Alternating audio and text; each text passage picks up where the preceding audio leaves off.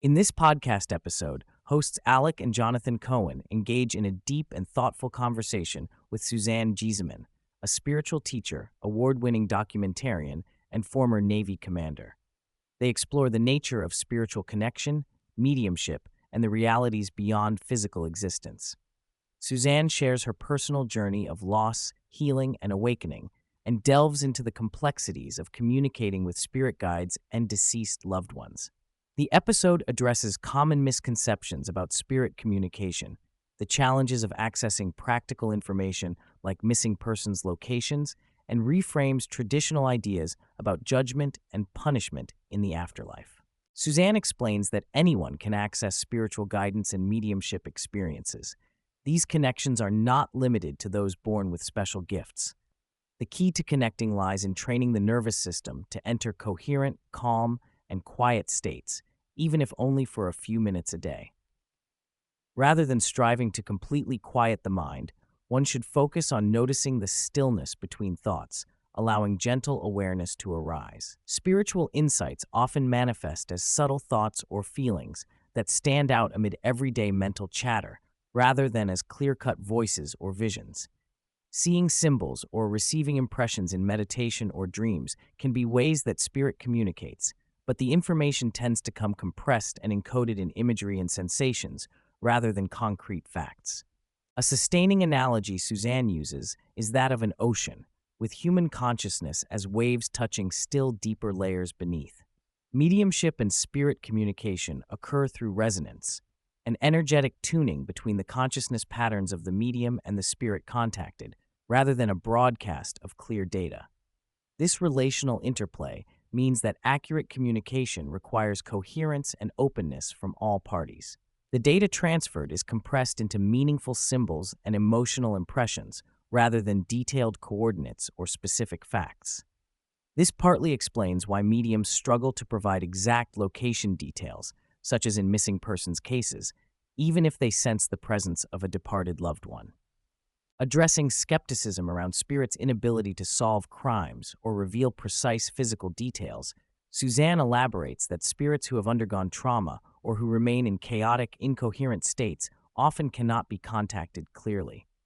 A famous example includes psych Sylvia Brown's incorrect pronouncement of a missing girl's death, which led to lasting anguish for the family. Suzanne emphasizes a primary ethical principle of mediumship: do no harm. When spirit communication is unclear or silent, mediums must refrain from speculation to avoid creating false hope or despair. Coherence and calmness within both the medium and spirit are necessary for meaningful connection, but practical details may still remain elusive due to the nature of consciousness and the form in which information transmits. Suzanne shares her transformative experiences following personal tragedies, including the loss of her stepdaughter and health challenges such as cancer and a herniated disc. These events catalyzed deeper spiritual awakening and revealed how physical pain and bodily symptoms often correlate with unresolved emotional or energetic trauma. Through meditation, energy work, and direct inquiry of spirit guides, she discovered areas of guardedness and tension within her body that mirrored unhealed emotional wounds. Her narrative highlights the intricate connection between mind, body, and spirit, along with the ongoing nature of healing, openness, and spiritual growth. Suzanne distinguishes between spirit guides and deceased loved ones by their energetic signature and personality presence. Loved ones who have passed generally manifest as distinct individuals with identifiable characteristics, preferences, and memories. In contrast, guides appear as more formless wisdom beings lacking individual personality but capable of delivering deep insights and guidance. Angels, in Suzanne's view, are higher-level consciousness aspects that resonate more broadly and influence humans positively without taking physical form. All are facets of interconnected consciousness rather than separate entities. Hosts and guests clarify 5 common misconceptions: that connection requires dramatic voices or apparitions, that only gifted or trained individuals can connect, that communication fades or leaves over time, that one must be fully healed to connect, and that signs from spirit stop once noticed.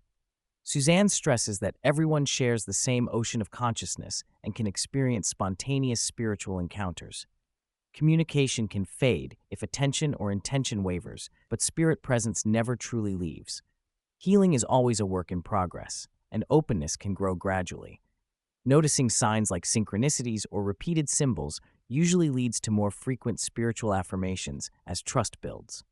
The discussion touches on the spiritual purpose of human life as a school for soul growth, where challenges and suffering are integral parts of learning.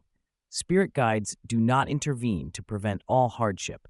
Rather, they assist in navigating difficulties to foster resilience and self-awareness.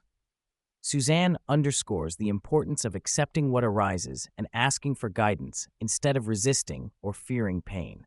She reframes suffering as an invitation to expand consciousness and embrace the fullness of human experience. One of the most profound topics Suzanne addresses is the fate of people who cause harm.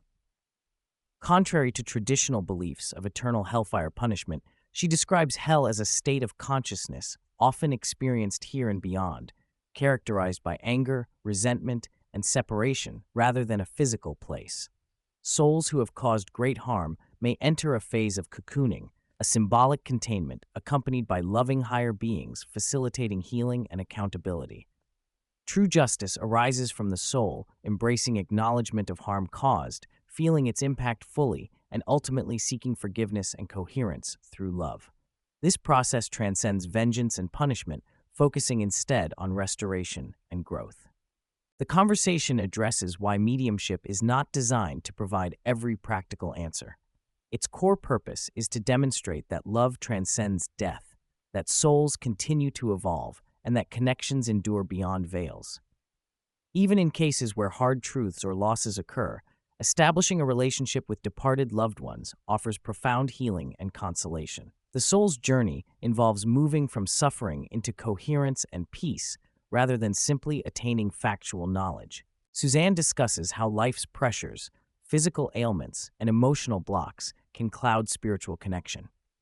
The nervous system's attention bandwidth narrows during pain or crisis, making mediumship or guidance difficult to access.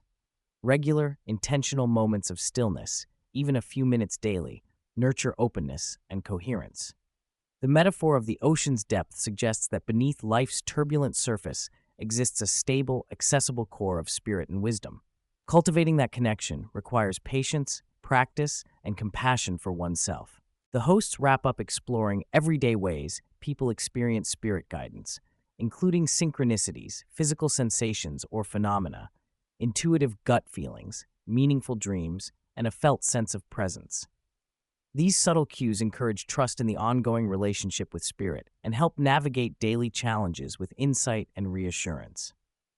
Suzanne shares personal anecdotes illustrating how love and coherence spontaneously emerge through these experiences, reminding listeners that connection is always available and deepens over time. Suzanne offers listeners avenues to explore her teachings further, including her new book, Always Connected, the Awakened Way app, and her website. She encourages a playful and open approach to spiritual practice, emphasizing curiosity, intention, and the willingness to ask, "What don't I know right now?"